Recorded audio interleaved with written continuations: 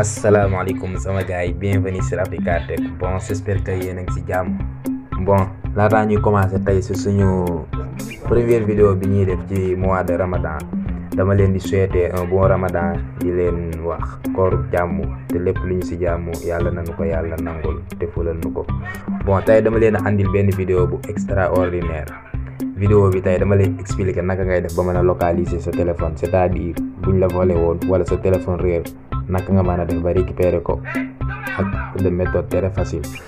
Léegi li ñuy def mooy dañu lay fàttali rek nga abonné ci suñu chaîne YouTube Africa Tech boo paree nga bës cloche de notification bu ko defee dootoo mën a rater suñu prochaine vidéo, mais aussi ñu ngi lay ñaan nga aimé suñu vidéo bi. Bon, dañuy dem Play Store léegi ñu télécharge benn application bu ñu naan localisation. Léegi voilà, léegi boo ñëwee Play Store immédiatement boo appuyer localisation portable gratuite, voilà. Léegi yaa ngi seen application baa ngi si kaw Google localisation mon appareil man na ne aussi.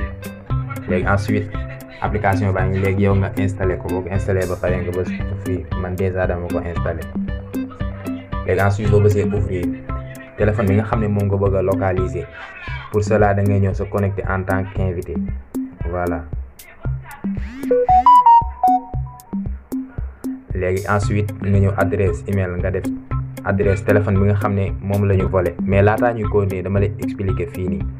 Bon, téléphone bi nga xam ne moom nga perdre, il est nécessaire nga localiser ko, c'est-à-dire nga activer localisation bi.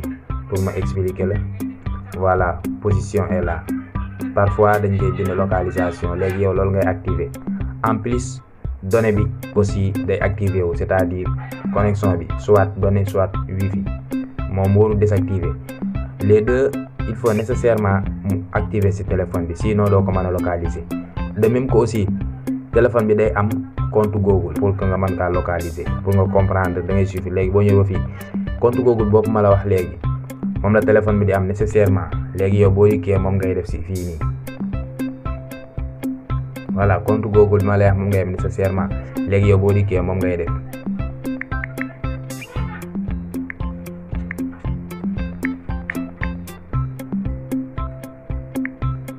Ensuite nga ba suivant.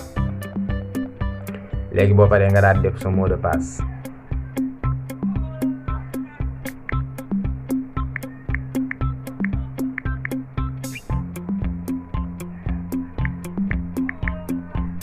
Ensuite nga ba suivant.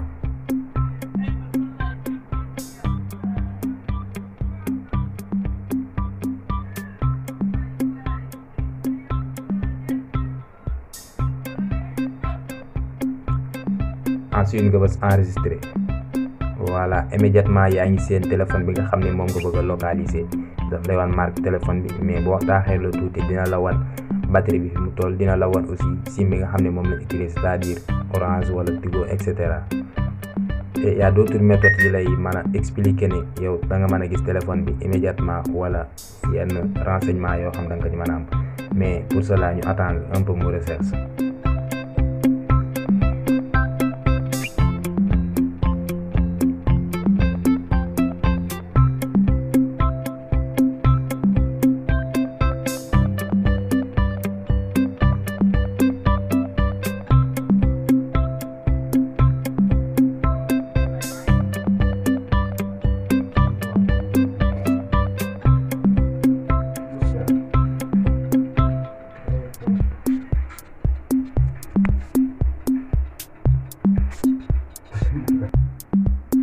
Voilà, léegi bu recherché ba nga xam ne yaa ngi gis barre bi nga xam ne téléphone bi moom la am, batterie bi, c'est-à-dire batterie bi ak sim bi nga xam ne moom la utiliser, mu ngi utiliser Orange. Léegi boo bëggee téléphone bi sonné da ngay def faire sonner, voilà. Léegi boo defee faire sonner,